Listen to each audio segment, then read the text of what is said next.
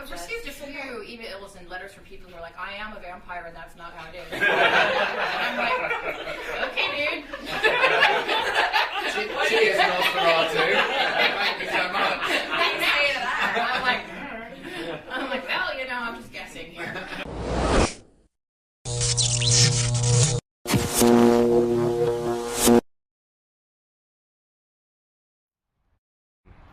Hey, I'm Ben Silverio with the Pretentious Film Majors for ScienceFiction.com, and we're here at the Franklin Mills Mall, where some of the cast and the creator of the Mortal Instruments are here to meet their fans. But earlier today, we got to sit down with them in a roundtable interview to talk more about the movie. Check it out.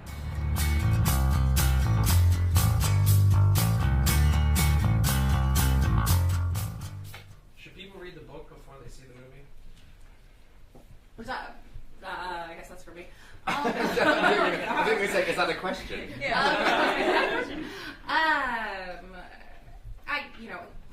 I tend to read books before I see the movie. I like to, compare the differences, but I don't want to be prescriptive about it. I mean, I think you can see the movie and enjoy the movie without ever having read the books. It's definitely meant for non-readers as well as the people who are intimately familiar with the books. For those who know them really well, there's some in jokes and stuff that you'll get that you might not get if you'd never read them.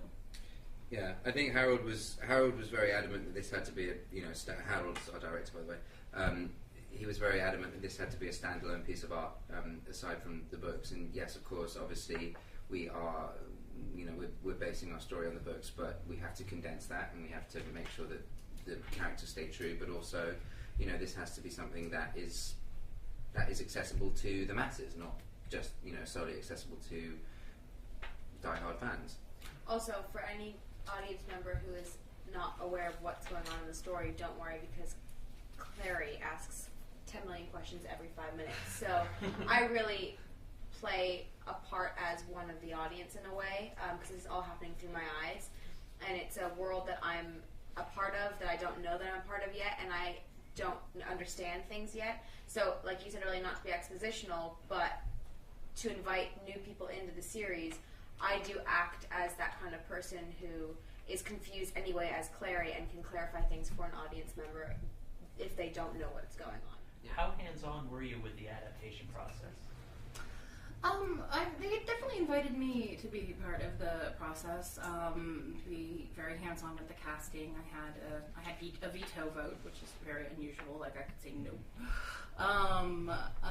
to actors and whatnot. And I was very involved with, like, the production design and the look of the movie, and somewhat involved with the screenplay, although less so with the other aspects of the film. So I do feel like I know the film pretty intimately, in that they certainly invited me to be part of it much more than they were required to. I have no legal role as regards this movie. I'm not a producer or anything like that. I remember a story that I think was Steve Kloves, who adapted all the Harry Potter books, mentioned when he was working on one of the scripts. He said, I think we're going to cut this little bit, and J.K. Rowling was like, no. When you get to book 7, you're going to want that there. So, was there anything like that where you kind of said, you might want to add this back in? Well, there were a few things where I'd say you need to add this in, it's going to be really important later, or you can't cut this, it's going to be really important later. If you remove it, it'll backfire on you if there's a movie 2 and a movie 3, because you won't have laid that groundwork. Or there'd be stuff where I'd say you can't do this. Actually, I think literally the first day I showed up on set, they were like, we're going to show you Jace's outfit. And they pulled it out, and it's like this great vest and whatnot that's decorated with runes. And I was like, you can't use that rune. It's not invented. Yeah. It was the wedded rune. It was the wedded rune, right? There was the wedded rune. I was like, it hasn't been invented because Claire's power is inventing runes. And I was like, this rune hasn't been invented. She invents it in the second movie, so you can't use it. And I think Joe was also in the same position that Cassie was in when they started the Potter. I don't think Joe had even completed the Potter series when they first started. Right. So not done. Oh no, because I waited in line for those books. Really I did too. So she's not done, and you have to kind of tell the screenwriter often. I'd be like, this is actually going to be important in books that aren't written yet. So I'm really thinking it put was that the back Dobby in. bit from Yeah, the earlier yeah. books I think that Kloves they were like, we looking want to cut cut that, Yeah. and she was like, no, it's going to be important later. So they're There was actually one thing that had been written where I was like, you can't do that because it'll blow up on you later. Like I was very like adamant, and they were like, okay, we had to like kind of restructure it. Well, I mentioned I tweeted yesterday how I was coming to interview all of you, and I don't think I've ever got so many responses before. People are really excited about this movie, and so I was curious for each of you, what was the book to film adaptation that you were really excited for? That like you're like, I hope they don't mess this up. Or... Lord of the Rings. My favorite books, which are the people who actually Unique Features is Michael Shea and Bob Lynn, or Bob Shea and Michael Lynn. Bob Shea. Yes, I always mix their names up, but they were producers on Lord of the Rings, which is kind of why I sold them the rights, because I was like, well, they did that and they did a good job. So okay, they know fantasy. Harry Potter all the way. I wanted to be Hermione. I wanted to be Hermione so bad. But I think with that cast again, it was just I perfectly cast everything about it, like the depth of it, the feel of it, the production value, the magic, everything to me was exactly how I had planned it in my own head. And yeah, for me, I can watch them over and over again. And for our generation, I mean, that was awesome because we got to see a complete progression of not only not only the writing possibilities, but also the visual effects and the special effects. You watch the first movie. I mean, I remember when the first movie came out, I thought that was the fucking coolest thing that I'd ever seen in my life. and now I sit there watching the first movie and then watching the last movie and go, like, oh my god, they've done so much. Like there was so much. Like, it was insane. So that was really cool. I suppose for our generation to grow up with. My adaptation would have been On the Road. Kerouac's On the Road for me was a seminal novel. It was sort of the point in time, like, I love Salinger and like, I love to read, and I sort of never really got into American literature. I was very much sort of into Wordsworth and romanticism and all that kind of stuff.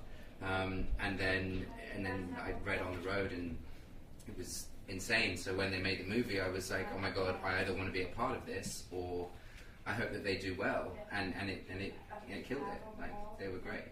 It was an awesome film. Lily, I read that you were a fan of the series before you were cast as Clary. Do you think that helped you in preparing for the role, and what do you feel you have in common with the character? I definitely was a fan of the books before I was cast. I read the first one and then heard they were going to make it into a movie, so I sent every email out that I could. I called, I was like, how do I get involved? Who's producing it? Who's directing it? And it organically kind of happened that I got the movie. And so to play a literary heroine that I already felt like I knew pretty well was a total dream and a huge honor.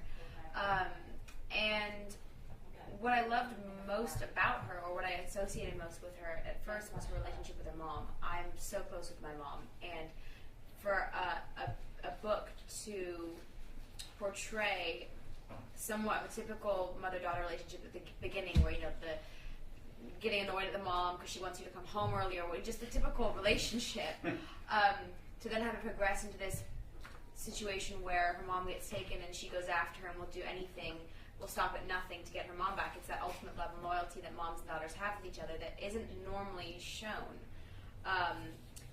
It's mostly about a mom trying to relate to her daughter, not a daughter trying to find her mom. And I thought that was a really cool twist on a relationship that hadn't been told before. And she's feisty, determined, compassionate, passionate, and never victimizes herself. And when I was younger and I was a journalist, I was pitching talk shows at 15, 16 to every major network, and I got told no every day. And I never took no as a no, this isn't for you. I took it as no, not right now. And that's what Clary does. She just keeps going. So Jamie, you're no stranger to the young adult film genre, and now you're in a new one that's going to be big.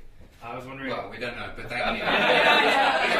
You have to say that because it's good for your piece, but thank you. Yeah. So I was wondering if there were any franchises out there right now that you'd like to conquer next after this one. Oh, that's a very, very loaded question, isn't it?